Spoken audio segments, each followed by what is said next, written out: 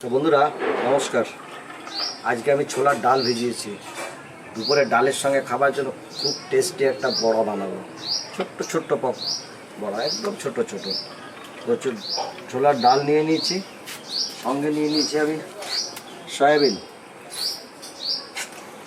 আর বাকি যে সমস্তগুলো লাগে, এই যে আদা, রসুন, লঙ্কা, হলুদ, নুন, তারপরে কালো জিরা, জোয়ান। তো চলুন আগে আমি ডালটা আর সয়াবিনটা গুঁড়ো করে নিই।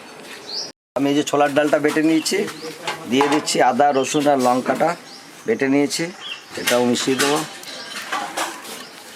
দেবো অল্প কালো জিরে,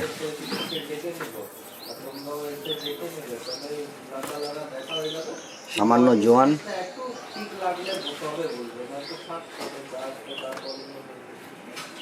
পরিমাণ মতো হলুদ,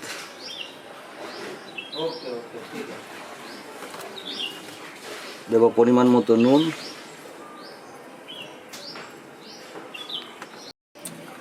আর এই যে সয়াবিন বাটাটা, সয়াবিনটা গুঁড়ো করে নিয়েছি,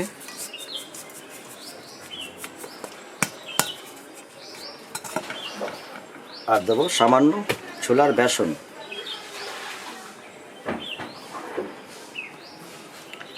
ছোলার বেসনটা এই কারণে দিলাম যাতে একটু আঠা আঠা হয়, কেন সয়াবিনটা দিয়েছি, সয়াবিনটাতে আঠা হবে না, যার জন্য একটু দিতে হবে, না তো ছেড়ে ছেড়ে যাবে।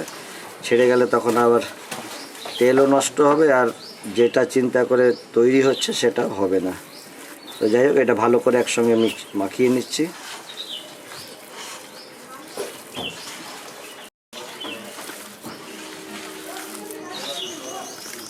দুপুরবেলায় শুধু ডাল ভাত, আর সঙ্গে থাকবে ছোলার ডাল এবং সয়াবিন বড়ি দিয়ে বড়া।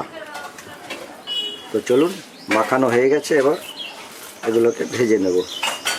আমি তেল চাপিয়ে দিয়েছি, খুব একদম হালকা আগুনে, মিষ্টি আগুনে বড়াটা ভেজে নিতে হবে। তেলটা গরম হয়ে গেছে, আমি আগুনটা কমিয়ে নিয়েছি। এরপরে আমি ছোট ছোট করে বড়াগুলো ভেজে নেব।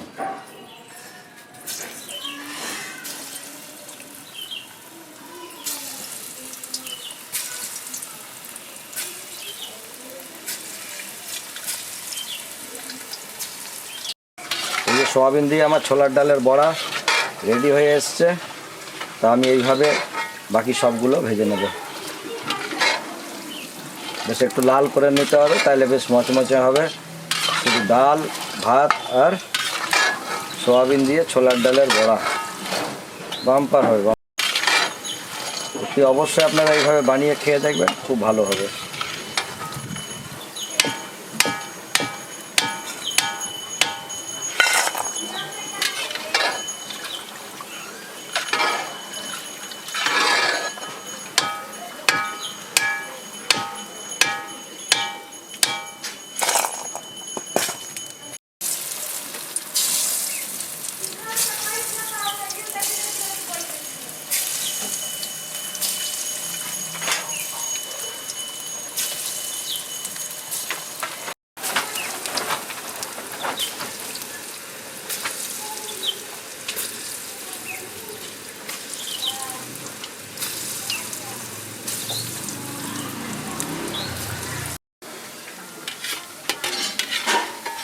বড়াগুলো আমি সমস্ত কিন্তু একদম ধিমি আগুনে, হালকা আগুনে ভেজে নিলাম।